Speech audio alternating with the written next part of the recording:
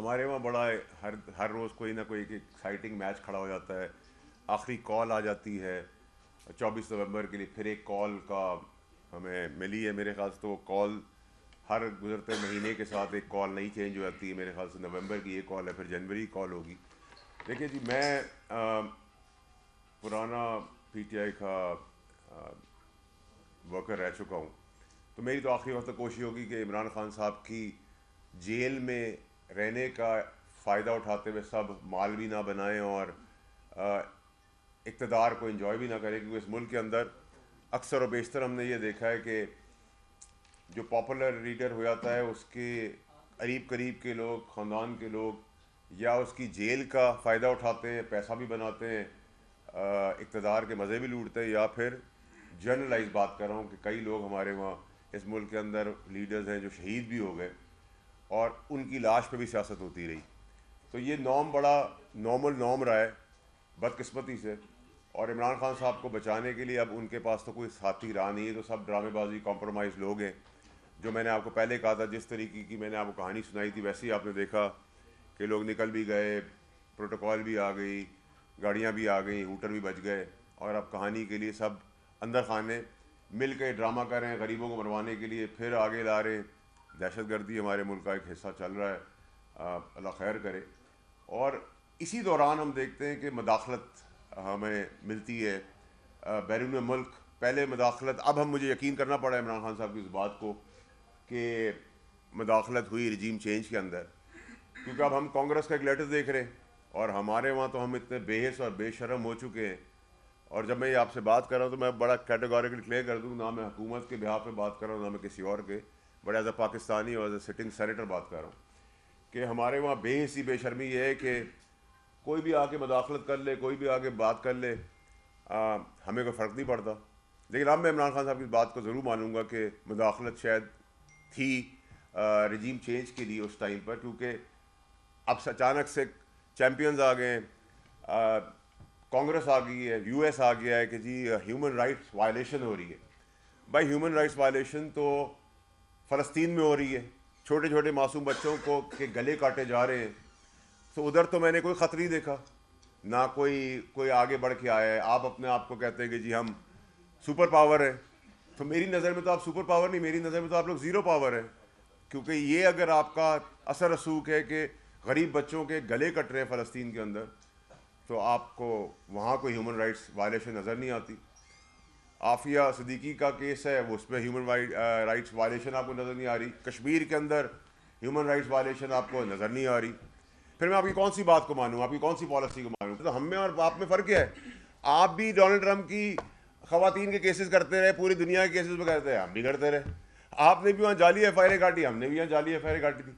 तो ये अगर पाकिस्तान और अमेरिका का मुआवजा करें, कंपेरिजन करें, तो मुझे तो कोई उसमें कोई डिफरेंस नज़र नहीं आता। बल्कि हम तो चलें डेवलपिंग कंट्री है या थर्ड वर्ल्ड कंट्री है, लेकिन आप लोग चैम्पियंस बने, तो पूरे चैम्पियंस बन के आए हैं। कोयटा में अभी दहशतगर्दी का इतना बड़ा सानिया हुआ है, उधर कोई चैम्पियंस नहीं आए, कोई कांग्रेस ने लेटर लिखा लॉबिस्ट के थ्रू डॉलर्स दे के आप मिलियंस, मतलब ये सब इल्ज़ाम तो मैं भी घूम के लगा सकता हूँ। आज जो आप मेरे मुल्क पे इल्ज़ाम लगा रहे हैं, कभी आप मेरी डेमोक्रेसी के अंदर हैं, कभी आप मेरी जुडिशरी के अंदर हैं, कभी आप मेरी इस्टेब्लिशमेंट के अंदर हैं, कभी आप मेरी पुलिस के अंदर हैं। आप चाह क्या रहे हैं? आप इमरान खान साहब के लिए बेहतरी कर रहे हैं या इमरान खान साहब के लिए नुकसान कर रहे हैं? क्योंकि कभी आप फ्रीडम ऑफ स्पीच के तहत हमारे मज़हब के ऊपर नबी पाक सल्लल्लाहु अलैहि वसल्लम की शान में गुस्ताखी कर लेते हैं, आखिरी नबी की, आप कहते हैं फ्रीडम ऑफ स्पीच है। ये इंस्टिगेट ऑफ वायलेंस है, आप आग लगा रहे हैं। कभी आप चलते हुए आदमी को बच्चों के सामने हरास कर देते हैं, आपके मुल्क के अंदर गालम गलोच करते हैं, गाड़ियों में लाते मारते हैं, आप कहते हैं फ्रीडम ऑफ स्पीच है। तो ये आग लगाने की चीज़ें हैं या ये आग बुझाने की चीज़ें हैं? इसी तरह आज आप आगे, जब आपको पता है पाकिस्तान में कोई भी वेस्टर्न मदाखलत जब भी हुई है, पाकिस्तानी कौम ने उसको रिजेक्ट किया। अब आप आ गए सियासत के अंदर, इमरान खान साहब के लिए आ गए, पहले आपने उनको निकालने के लिए आए थे। आप क्या चाह रहे हैं? देखिए, मैं तो अभी भी आज प्रेस के आगे जो बात करें, तो सारा ड्रामा 24 को पानी का बुलबुला जो बनने जा रहा है, कुछ भी नहीं होना। अंदर खाने अभी बात हो रही है, लेटे हुए गड्ढापुर किसका पैगाम लेके गया है? पूरी पीटीआई की आदत किधर है? पाकिस्तान जिस हिस्से में नजर आ रही है, सब केपीके में बैठे हुए, कोई अपनी कॉन्स्टिट्यूशन के अंदर है नहीं बैठा हुआ। भाई आप अपने बच्चे लेके आए, किसी का बाप खड़ा हो गया है सियासत करने जेलों के ऊपर, किसी की माँ खड़ी होगी, किसी का बेटा खड़ा होगा, किसी की बेटी खड़ी होगी, किसी की बीवी खड़ी होगी, गुलाम है सारे। रियासत जो सबकी कन्वेंशनल पॉलिटिक्स थी पटवारियों की, उससे ज़्यादा घटिया ही सब सब नौकरों की तरह पीछे खड़े हुए जी। 25 साल पुराना आदमी अगर 5,000 आदमी ही लाएगा उसको निकाल देंगे। भाई किसी की बाप की जागीर है, ये मुल्क है, पॉलिटिकल पार्टी है, हमने भी 15 साल इसमें दिए, हमें बताएंगे इस पार्टी के बारे में, हम पे कोई हुक्मरानी करेगा। कल मेरा बेटा आके आपसे बदतमीजी करना शुरू कर दे, आप कहेंगे ना भाई बाहर निकलो, वो बदतमीजी नहीं कर सकता, तुम कैसे कर सकते हो? ये अब कौम के आगे तमाशा ड्रामा क्लियर होना चाहिए। होना क्या है? वैसे तो मैं सरप्राइज नहीं होऊंगा कि इस सब प्रेशर के बाद भी इसमें कोई डेट चेंज हो जाए या कोई पोस्टपोन्ड हो जाए या ये किसी एक जगह पे आ जाए और वहाँ से फिर कोर्ट एक ऑर्डर कर दे, वो वहाँ से दूसरी जगह पे शिफ्ट कर दे। 5-7 हज़ार 8 हज़ार आदमी आप KPK की मशीनरी ला के पाकिस्तान में चढ़ाई की बात करें। मेरा कोई लव लॉस नहीं है इस गवर्नमेंट के साथ, ना मुझे पसंद है गवर्नमेंट, और उनकी भी बेअक्ली है कि उनको हैंडलिंग करनी नहीं आती। लेकिन मैं सवाल ये कर रहा हूँ कि आखिर ये जो मदाखलत है हर जगह के अंदर, जो इन्फ्लुएंस कर रहे हैं हमारे अंदर, ठीक है, उसका कौन, हम क्यों ऐसी कौम है कि हमारी सियासतदान है जो सो रहे। मैंने आपको अफगानिस्तान का बताया, मैंने आपको सद्दाम का बताया, मैंने आपको फ़लस्तीन का बताया, मैंने आपको कश्मीर का बताया, मैंने आपको अभी कोयटा में जो ब्लास्ट हुआ उसका बताया। कोई कांग्रेस नज़र नहीं आ रही, कोई US नज़र नहीं आ रही, कोई फ्रीडम ऑफ स्पीच नज़र नहीं आ रही, कोई ह्यूमन राइट्स वायलेशन के ऊपर बात नहीं हो रही। ह्यूमन राइट वायलेशन इधर ही है। अब आप मुआवजा करें ट्रंप के साथ क्या हुआ।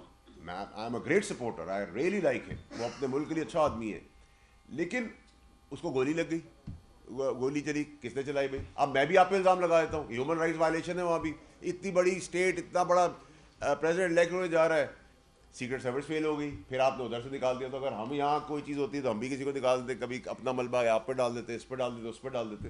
फ़र्क ये है, फिर चैंपियंस क्यों बने हुए? ठीक है। दूसरी चीज़ ये कि कभी आप 40 आदमी की लेटर लिख रहे हैं, कभी 50, आप 540 आदमी रख लें। मेरे यहाँ से सेनेटर्स या समेत मेरे अगर कोई पॉलिसी लेटर लिख दे US को, तो उससे क्या फ़र्क पड़ेगा उनकी ज़िंदगी को?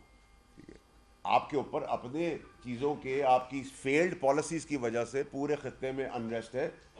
अब मुझे एज अ पाकिस्तानी ये बड़ा कॉन्फिडेंस है और बड़ा मैं प्राइड इसमें लेता हूँ कि मेरी जो लोकेशन है, जिधर मैं मौजूद हूँ पाकिस्तान, वो एक आर्टरी है, और जितने भी वेस्टर्न दिल धड़क रहे हैं चारों तरफ, वो आर्टरी का ब्लड फ्लो मेरे मुल्क से गुजरता है। अगर मुझे आप चोक करेंगे तो सारे आपके जो मोहब्बत करने वाले हार्ट है वो फेल हो जाएंगे।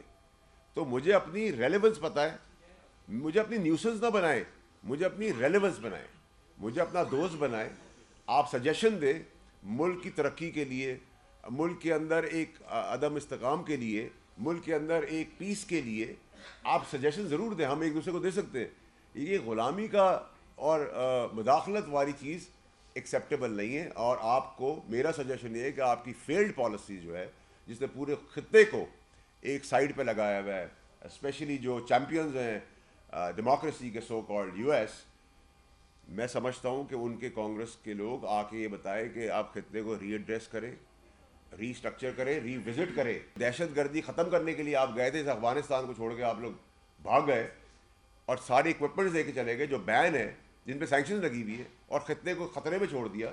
इसी तरह जब टेररिज्म को एड्रेस करने भी आप लोग आए, तो आपने अगर किसी टारगेट को हिट किया, कोई टेररिस्ट था, तो उसके साथ एक मासूम आदमी, किसी का बच्चा, किसी की माँ, किसी की बहन, किसी की बेटी मार दी। वहाँ से भी वायलेंस और रिवेंज शुरू हो गया। इसको रीएड्रेस करे, ये तमाशा बंद करे मुदाखलत का।